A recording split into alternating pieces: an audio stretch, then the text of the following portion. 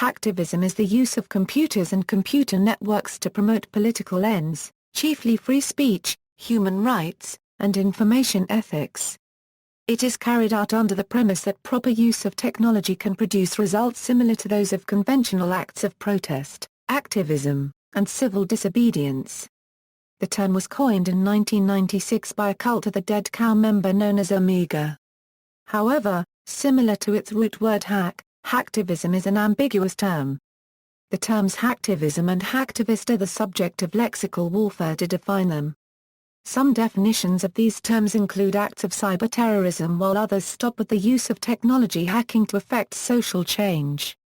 Overview: hacktivist activities span many political ideals and issues. Freenet is a prime example of translating political thought into code. Hacktivism is a controversial term with several meanings. The word was coined to characterize electronic direct action as working toward social change by combining programming skills with critical thinking.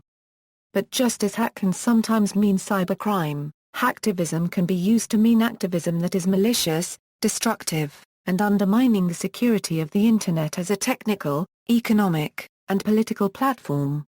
Controversy: depending on who is using the term, hacktivism can be a politically motivated technology hack, a constructive form of anarchic civil disobedience, or an undefined anti-systemic gesture.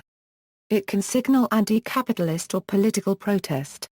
It can denote anti-spam activists, security experts, or open-source advocates.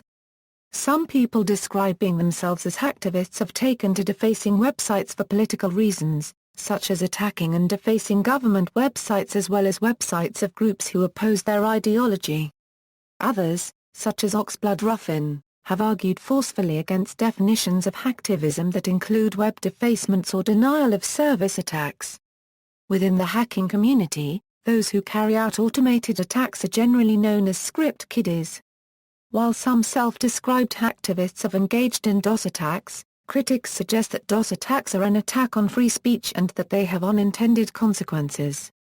DOS attacks waste resources and they can lead to a DOS war that nobody will win. In 2006, Blue Security attempted to automate a DOS attack against spammers. This led to a massive DOS attack against Blue Security which knocked them, their old ISP and their DNS provider off the Internet, destroying their business. Following denial-of-service attacks by Anonymous on multiple sites, in reprisal for the apparent suppression of Wikileaks, John Perry Barlow, a founding member of the EFF, said I support freedom of expression, no matter whose, so I oppose DDoS attacks regardless of their target. They're the poison gas of cyberspace. On the other hand, Jay Leiderman, an attorney for many activists, argues that DDoS can be a legitimate form of protest speech in situations that are reasonably limited in time, place and manner. Forms of hacktivism: in order to carry out their operations, hacktivists might create new tools, or integrate or use a variety of software tools readily available on the Internet. One class of hacktivist activities includes increasing the accessibility of others to take politically motivated action online. Code, software and websites can achieve political purposes. For example, the encryption software PGP can be used to secure communications. PGP's author, Phil Zimmermann, said he distributed it first to the peace movement.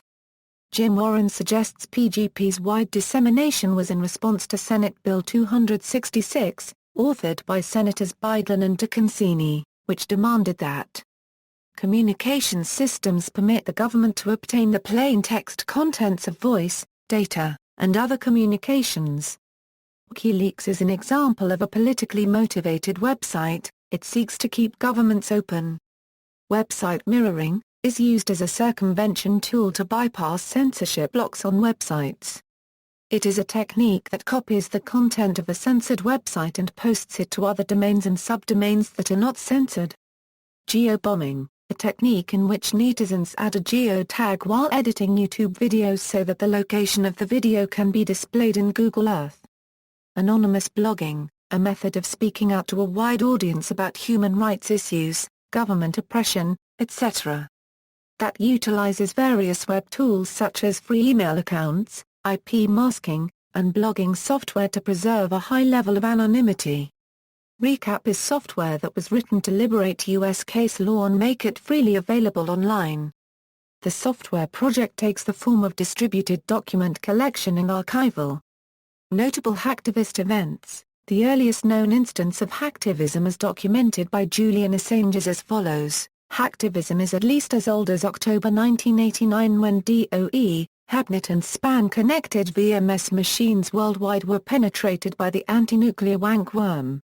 Wank-penetrated machines had their login screens altered too. During the 2009 Iranian election protests, Anonymous played a role in disseminating information to and from Iran by setting up the website Anonymous Iran. They also released a video manifesto to the Iranian government. August 24, 2009, New Hacktivism, From Electronic Civil Disobedience to Mixed Reality Performance Workshop at the Hemispheric Institute of Performance and Politics led by Microcar Adenas in Bogotá, Colombia.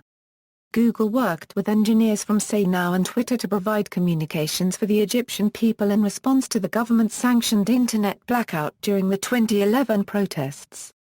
The result, Speak to Tweet, was a service in which voicemail left by phone was then tweeted via Twitter with a link to the voice message on Google's Say Now. During the Egyptian Internet blackout, January 28 February 2, 2011, Telecomix provided dial-up services and technical support for the Egyptian people. Project Genealogy, Project Nig Upload, Project Ferguson, Related Notions, Civic Hacking, Media Hacking. Media hacking refers to the usage of various electronic media in an innovative or otherwise abnormal fashion for the purpose of conveying a message to as large a number of people as possible, primarily achieved via the World Wide Web. A popular and effective means of media hacking is posting on a blog, as one is usually controlled by one or more independent individuals, uninfluenced by outside parties. The concept of social bookmarking, as well as web-based Internet forums, may cause such a message to be seen by users of other sites as well, increasing its total reach. Media hacking is commonly employed for political purposes, by both political parties and political dissidents. A good example of this is the 2008 U.S. election, in which both the Democratic and Republican parties used a wide variety of different media in order to convey relevant messages to an increasingly Internet-oriented audience. At the same time, political dissidents used blogs and other social media like Twitter in order to reply on an individual basis to the presidential candidates. In particular, sites like Twitter are proving important means engaging popular support for the candidates, though the site is often used for dissident purposes rather than a show of positive support. Mobile technology has also become subject to media hacking for political purposes. SMS has been widely used by political dissidents as a means of quickly and effectively organizing smart mobs for political action. This has been most effective in the Philippines, where SMS media hacking has twice had a significant impact on whether or not the country's presidents are elected or removed from office. Reality hacking. Reality hacking is any phenomenon that emerges from the non-violent use of illegal or legally ambiguous digital tools in pursuit of politically, socially, or culturally subversive ends. These tools include website defacements, URL redirections, denial of service attacks, information theft, website parodies, virtual sit-ins, and virtual sabotage. Art movements such as Fluxus and happenings in the 1970s created a climate of receptibility in regard to loose-knit organizations and group activities where spontaneity, a return to primitivist behavior, and an ethics where activities and socially engaged art practices became tantamount to aesthetic concerns. The conflation of these two histories in the mid to late 1990s resulted in crossovers between virtual sit-ins, electronic civil disobedience, denial of service attacks, as well as mass protests in relation to groups like the International Monetary Fund and the World Bank. The rise of collectives, net art groups, and those concerned with the fluid interchange of technology and real life gave birth to the practice of reality hacking. Reality hacking relies on tweaking the everyday communications most easily available to individuals with the purpose of awakening the political and community conscience of the larger population. The term first came into use among New York and San Francisco artists, but has since been adopted by a school of political activists centered around culture jamming. In fiction, the 1999 science fiction action film The Matrix, among others, popularized the simulation hypothesis, the suggestion that reality is in fact a simulation of which those affected by the simulants are generally unaware.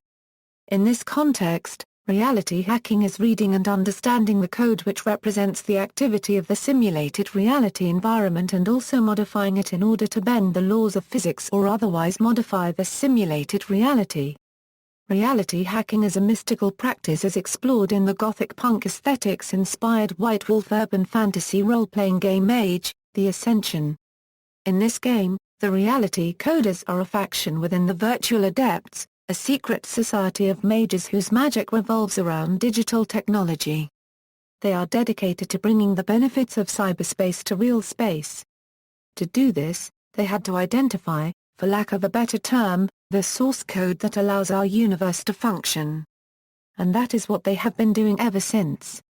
Coders infiltrated a number of levels of society in order to gather the greatest compilation of knowledge ever seen. One of the coders' more overt agendas is to acclimate the masses to the world that is to come. They spread virtual adept ideas through video games and a whole spate of reality shows that mimic virtual reality far more than real reality. The reality coders consider themselves the future of the virtual adepts, creating a world in the image of visionaries like Grant Morrison or Terence McKenna. In a location-based game, reality hacking refers to tapping into phenomena that exist in the real world, and tying them into the game story universe. See also: Other, Cypherpunk, Project Genealogy, Script Kiddie, References. Further reading: Men, Joseph. The Unregistered Trademark Rewatching. And They Can Bring You Down. The Financial Times.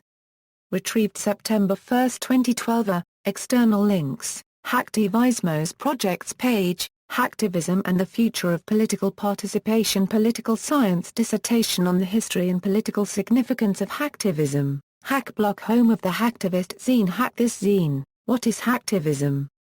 Hacktivism and Politically Motivated Computer Crime History, Types of Activity and Cases Studies, WikiLeaks defended by anonymous hacktivists, BBC News, December 7, 2010.